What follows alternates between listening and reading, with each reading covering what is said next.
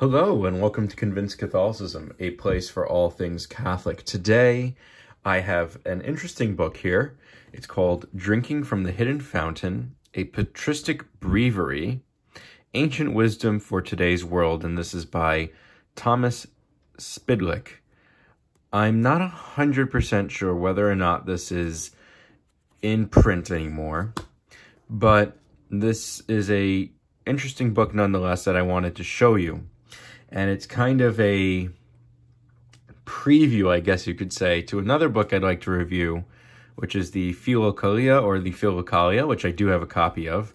Looking forward to sharing that with you all.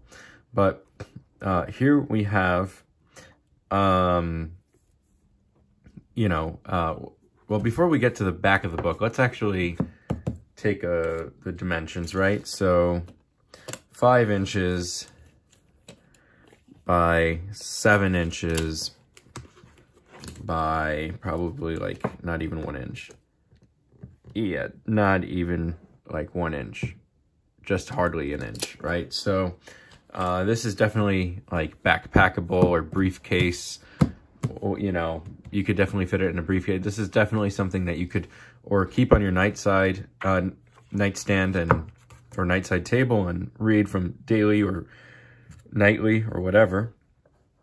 But it's interesting, breviary. It's not exactly a breviary more than it is like a devotional in the sense that there's no office or ordinary form or structure to this book. But I feel like this is an important and valuable book in the sense that many Roman Catholics specifically, and many Orthodox in general, or Christians in general these days, don't really have access to the Church Fathers, in the sense that, yes, they may be praying from the breviary, but they may not always be doing the Divine Office of Readings, and only sometimes is the Divine Office of Readings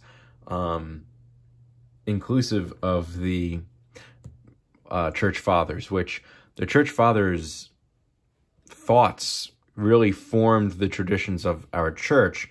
They are the direct descendants, in a sense, of the 12 apostles. Specifically, Irenaeus is a kind of a direct descendant of the 12 apostles, and so the apostolic tradition is kind of fed through these guys here, most of which are saints.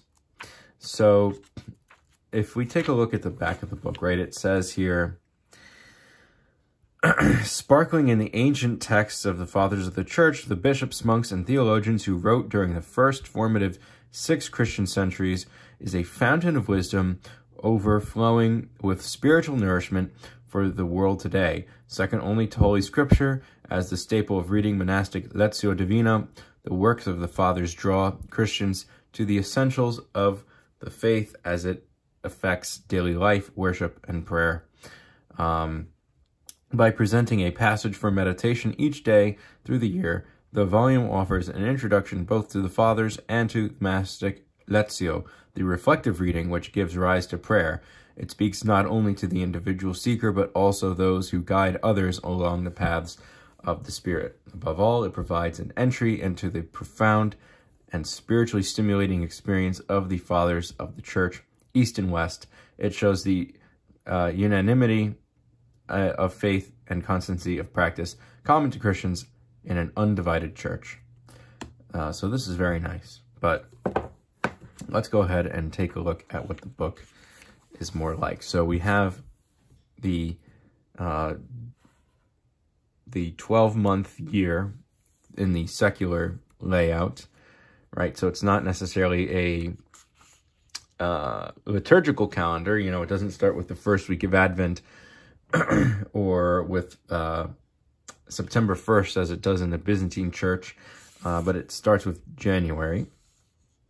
And then we can see here that there are different, maybe not themes, but different, I guess, prompts or sentences, I guess you could say. So let's go ahead and take a look at what one of these looks like. So January, life, the heart's first love. we can see that there are expressions from Origen, Irenaeus, Gregory of Nyssa, John Chrysostom, Defensor Grammaticus, Simeon the New Theologian, Cassian, so on and so forth. So let's go to April just to take a look. Today is April 3rd. Let's take a look at what that looks like, right? So none of these are ever more than like a page or two long, right? Why does God allow temptation? This is by Maximus the Confessor. Maximus the Confessor, just like any of these other fathers, are very early in the church, and he is the one that basically defines Christ's wills as being two separate wills. So someone to talk about temptation is Maximus, absolutely. One can distinguish 5 reasons why God allows the devils to attack us. First, so that from attack and counterattack we may become practiced in discerning good from evil. Second, so that our virtue may be maintained in the heart of struggle and so be confirmed in impregnable position. Third, so that we advance in virtue and we may avoid presumption and learn humility. Fourth, to inspire in us an unreserved hatred for evil through the experience we thus have of it. Fifth, and above all, that we may attain inner freedom and remain convinced both of our own weakness and of the strength of him who has come to our aid. You know, so that is kind of very typical. And as you can see here, there are different commentaries on different passages of Scripture. So what I would maybe advise is, if you see a homily on a particular passage of Scripture, perhaps you can go ahead and take a look at that passage of Scripture as well, right? You know, something that Roman Catholics particularly, and I myself am one, struggle with particularly is really going beyond St. Augustine when it comes to the words of the Church Fathers. You know, I've heard time and time again a Roman Catholic saying, "Oh, I love the Church Fathers." And you ask, like, "Oh, well, what have you read?" And they'll say, "Oh, Augustine's Confessions, or The City of God." And it's like, okay.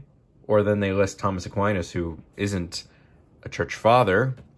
He's certainly a doctor of the church, right? But he's not a church father in the same sense that these people are. And it's like, okay, well, I guess you really don't know the church fathers. And it's okay.